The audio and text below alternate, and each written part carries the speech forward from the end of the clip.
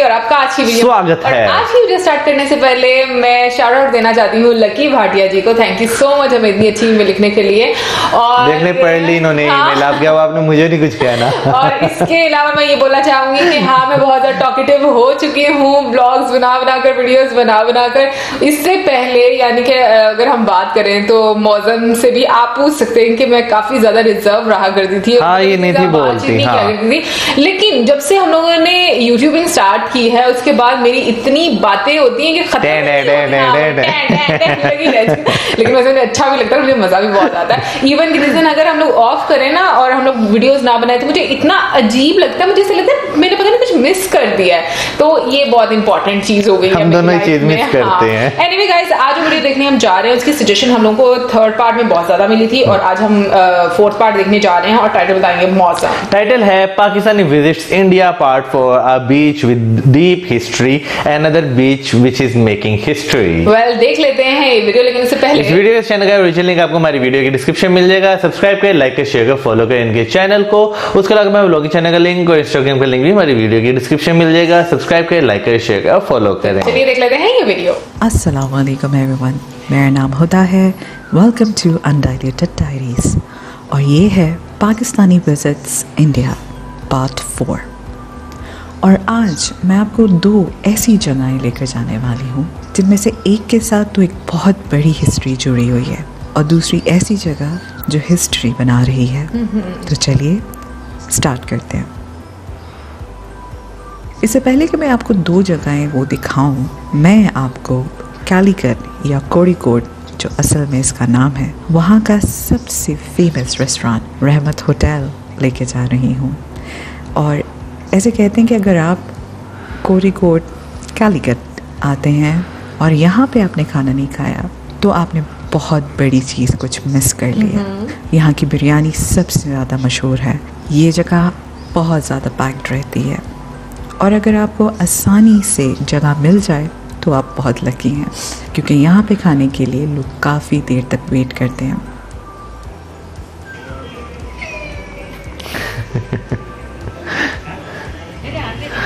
तो चलिए अब मैं आपको लेके चलती हूँ एक ऐसे बीच में जिसके साथ बहुत बड़ी हिस्ट्री इंडिया की जुड़ी हुई है।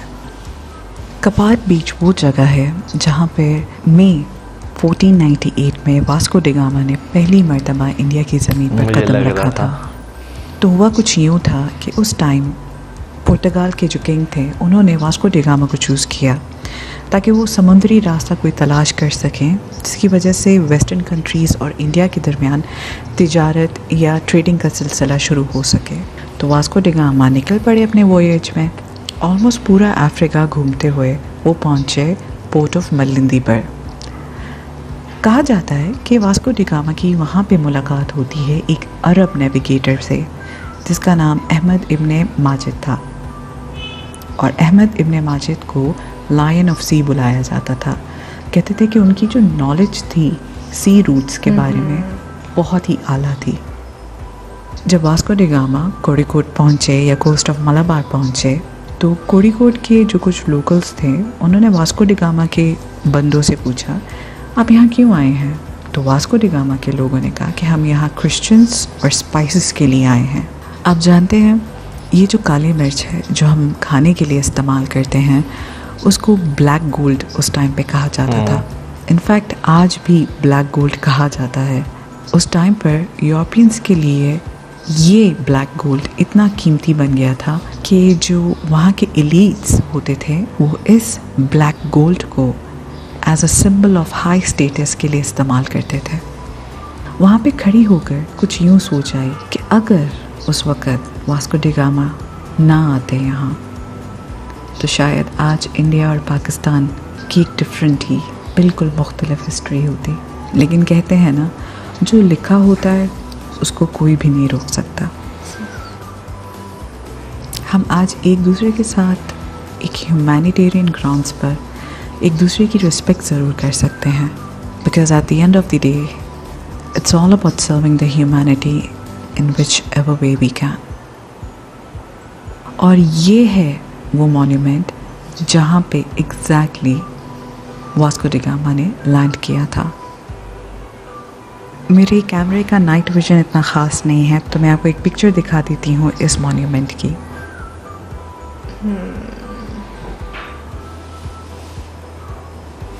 तो चलिए मैं अब आपको लेकर चलती हूँ दूसरे बीच पे। पहली चीज़ जो मैं नोट करती हूँ कि इन रेलवे ट्रैक्स के थ्रू जाते हुए मुझे कोहोटा के रास्ते याद आ जाते हैं। तो अभी जिस बीच में मैं आपको लेकर जाने वाली हूँ उसका नाम मैं नहीं प्रोनाउंस कर सकती, मुझे थोड़ी बहुत डिफ़िकल्टी होती है, लेकिन मैं उसका नाम नीचे लिख देती हूँ। ये जो बीच है ये longest drive in beach in Asia है और top 6 best beaches for driving in the world है। ये जो बीच है ये 5.5 किलोमीटर के स्ट्रेच पे है। तो जब भी एक इंसान थोड़ा बहुत थका हुआ हो और दिल कर रहा हो एक लॉन्ग ड्राइव बीच साइड में करने के लिए, यहाँ पे आराम से लोग आके रिलैक्स कर सकते हैं। एक चीज़ तो मैं ज़रूर आप लोगों को हाईलाइट करना चाहती हूँ और वो ये है सफाई। इससे पहले वाले बीच कपाट बीच में और इस वाले बीच में आप दोनों में देख लें, सफाई का निज़ाम बहुत ही बेहतरीन है यहाँ। इनफैक्ट अगर आप गौर से देखेंगे तो जो मट्टी का जो रंग है वो बिल्कुल वैसे का वैसा ही दिखेगा आपको जब पानी उसके ऊपर से गुजर रहा होगा। और इतना अच्छा सफाई का निज़ाम थ्रू आउट केरला में है। रोड्स हों, स्ट्रीट्स हों, घरों की गलियां क्यों ना हो, हर जगह सफाई का इंतज़ाम बहुत अच्छा हुआ है। समझ लें 95% मैंने केरला साफ़ सुथरा देखा है। तो चलिए अब मैं आ चुकी हूँ अपने वीडियो के एंड में। वंस अगेन आप सबका दिल से बहुत बहुत शुक्रिया मुझे बहुत ज़्यादा सपोर्ट देने का। आपके कमेंट्स मेरा दिन बना देते हैं। बहुत शुक्रिया। लाइक करें, सब्सक्राइब करें और कमेंट करना मत भूलिएगा। मेरी अगली वीडियो तक के लिए अपना बहुत ज़्यादा ख्याल रखिएगा। तब तक के लिए अल्लाह हाफिज। एक पाकिस्तानी की जुबानी जब आप इतनी ज्यादा तारीफ सुनते हैं तो आपको बहुत अच्छा महसूस होता होगा।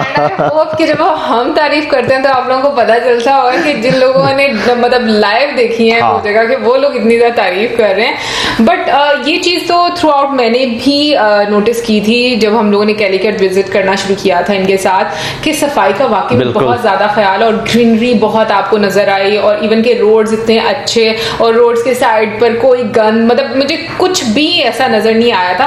और मुझे लगता है कि सबसे इंपॉर्टेंट चीज यही होती है, जैसे आज हम लोगों ने बीच भी देखे, 2 बीच हम लोगों ने देखे और उस पर भी इतनी ज्यादा सफाई थी। अब वो मजा आता है कि जब आप इस तरह के इन्वायरमेंट में सही बात है। और हम बात करेंगे सबसे पहले बीच की जो जहाँ पर जो है वास्को डे गामा आया था, तो वो जब यहाँ पे आए थे तो बिल्कुल ये हकीकत है कि वो जो है काली मिर्चें स्पाइसेस वगैरह ढूंढते हुए यहाँ पर आए थे, क्योंकि जब भी यहाँ से ट्रेडिंग होती थी, जो जाती थी ये यूरोपियन कंट्रीज में जो जाता था माल, बहुत ज्यादा महंगा वहां पे माना जाता था। एक जो है वो अमीर लोगों का, जैसे आजकल ऑडी मर्सिडीज ये सिंबल समझा जाता है ना गाड़ियां, उस टाइम ब्लैक पेपर जो है काली मिर्चें जो कि हम आम रूटीन में इस्तेमाल करते हैं, वो एक सिंबल समझा जाता था कि वाकई अमीर लोग इस्तेमाल करते हैं। तो बेसिकली वास्को डे गामा की जो है यहाँ पे आने की मेन वजह ही यही थी कि वो यहाँ पे कोई जंग जुंग करने नहीं था आया, वो मिर्चें ढूंढता हुआ आया था। लेकिन उसके बाद जो हुआ, उसके बाद उसके बाद जो हुआ वो एक अलग सिनेरियो था, जो सीन क्रिएट्स हुए, जंग के हालात पैदा हुए उनके, मतलब लालच आ जाता ना इंसान, बिल्कुल ऑफ कोर्स। ऐसे ही हिंदुस्तान को सोने की चिड़िया नहीं बोला जाता बिल्कुल। और मतलब अगर हिस्ट्री उठाकर देखें, इवन कि अभी भी जैसे हम लोग देखते हैं इंडिया के डिफरेंट जगहों को देखते हैं, इतनी खूबसूरती है। और उस टाइम के लिहाज से अगर बात की जाए मौसम, तो उन लोगों को ऑब्वियसली अंग्रेज तो वैसे बड़े तेज होते हैं, उनको आने वाले टाइम का वैसे ही बड़ा अच्छे से पता ऑब्जर्व कर लेते हैं भाई कि यहाँ पर क्या क्या इंपॉर्टेंस है। बट खैर उसकी रीजन ये नहीं कि वो ऐसे ही क्योंकि पढ़ाई लिखाई में वो अच्छे थे, चीजें जानने में वो अच्छे थे, और तो इसलिए हम कह सकते हैं कि मतलब उनको आने वाले टाइम के लिहाज से इंपॉर्टेंस इम्पोर्टेंस का पता था। देखिए उसमें और हमारे लोग, मैं कहूंगी कि इनोसेंट थे। बिल्कुल, इसमें हाँ। कोई शक नहीं। ये बस एक चीज है, बस पैसा कमाना, बाकी दुनिया का इन्हें कोई इल्म नहीं होता। नहीं मौजम मुझे नहीं लगा, मुझे लगता है कि उस टाइम के लोग जो ना वो बहुत भोले थे, यानी कि उन लोगों को ना इन चीजों का पता ही नहीं था कि तेज तरार नहीं थे वो लोग। यार अगर मैं पॉलिटिकल लाइफ में, मैं अगर पॉलिटिकल लेवल पे बात करूँ ना, तो लोग उस जमाने में भी तेज तरार थे, अब भी तेज तरार है। लेकिन अगर हाँ जनता की बात है तो जनता अभी भी सेम वैसी ही यहाँ पे जिस साइड पे मोड़ो उसी साइड पे मोड़ जाते हैं। वैसे अभी तो सही हो जानी चाहिए, मतलब इतने सालों पहले वो थे तो अभी भी मुझे लगता है इनको थोड़ा मतलब लेकिन क्योंकि वास्को डी गामा की थोड़ी बहुत मैंने भी यहाँ पे आने की हिस्ट्री पढ़ी है, उन्हें जो है पता नहीं था हिंदुस्तान कहाँ पे है, तो उन्हें जो है फिर पता चला कोई अरब नागरिक हैं और उन्हें जो है मालूम है कि हिंदुस्तान कहाँ पर पड़ता है, तो फिर वो जो है पता नहीं किसी चीज के डील, पता नहीं शिप उसने कहा था मुझे देना या कोई एक चीज थी, उसकी डील के बदले जो है ना वो फिर लेकर आया था। मतलब बिना लालच के कोई काम नहीं करता, इसलिए कहते हैं कि बिना मतलब के कोई आपके साथ अच्छा नहीं हो सकता, ये बात हमेशा याद रखें। बट एनीवे अगर हम बात करें आज की वीडियोस की, तो मुझे लगता है कि वाकई में बीच ऐसी जगह होती है ना जहां पर आप घंटों गुजार सकते हैं, स्पेशली शाम का टाइम। बहुत ज्यादा मुझे खूबसूरत लगता है वो टाइम। एक मुझे लगता है हाँ मुझे लगता है एक तो अर्ली मॉर्निंग का टाइम वहां पर बहुत खूबसूरत होता होगा और एक सनसेट का बहुत खूबसूरत होता होगा। और बीच में जैसे उन्होंने एक बीच में नहीं, लेकिन ये है कि वीडियो के बीच में उन्होंने एक रेस्टोरेंट भी दिखाया। घर से निकलते हुए रहमत जो है रेस्टोरेंट जहाँ की बिरयानी की उन्होंने बात की कि बहुत मजे की थी। वैसे मुझे लगता है बिरयानी होती ही बहुत मजे की। वैसे कल इन्होंने आलू वाले चावल बनाए थे, वो भी बहुत मजे के थे। साथ इन्होंने उसके बनाई थी वो टमाटर वाली चटनी। वैसे ना किसी दिन अम्बी वाली चटनी भी बनाएंगे, वो बहुत मजे की मुझे लगती है। चटनी मतलब कह रहा अम्बी वाली चटनी, अगर सबको नहीं समझ आई तो केरी की चटनी बनाएंगे, वो बहुत मजे की होती है। उसमें जो है ना मैंने मतलब एक और थोड़ी सी तारीफ कर दूं, मैंने रात को सब्जियां भी बनाई थी, मिक्स वेजिटेबल्स। हाँ बस ठीक थी, अच्छी थी, बहुत अच्छी थी। नहीं बाकी बहुत अच्छी बनाई थी। नहीं ये कभी कभी नाश्ते में मुझे खिला देती है, बहुत मजा आता है कभी कभी। मैं जब भी अपने लिए बनाती हूँ मैं हमेशा इसको खिलाती हूँ। इतना झूठा आदमी, बड़ा एहसान फरामोश है। एनीवे गाइस चल रहे हैं हम अब एंड की तरफ। भाई ऐसे ही होते हैं। और इसी के साथ अब हमें दे इजाजत। हमारी वीडियोस को करें लाइक, हमारे चैनल को सब्सक्राइब, हमारी वीडियोस को share and keep us in your prayers. Till then good bye.